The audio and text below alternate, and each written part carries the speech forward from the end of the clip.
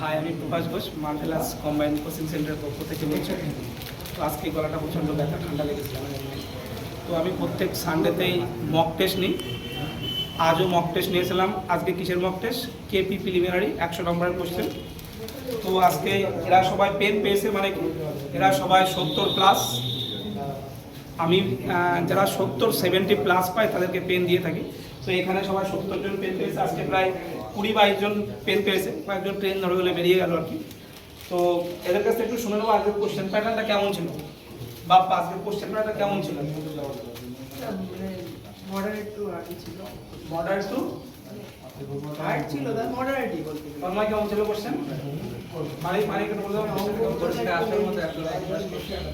পরীক্ষায় আসার মতন এই ক্লাস কোশ্চেন। অ্যাকচুয়ালি চেষ্টা করি এই ধরনের কোশ্চেনই পরীক্ষায় আসবে, এই ধরনের কোশ্চেন দিয়ে একটা মক টেস্ট নেওয়ার। সবই কোশ্চেনটা কেমন ছিল একটু বলতে নেই? ভালো ছিল,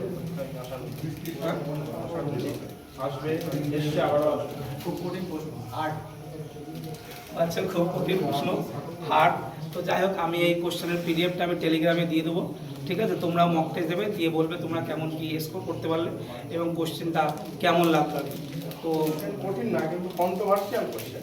আচ্ছা, কোশ্চেন কঠিন না, কিন্তু কন্ট্রোভার্সিয়াল কোশ্চেন।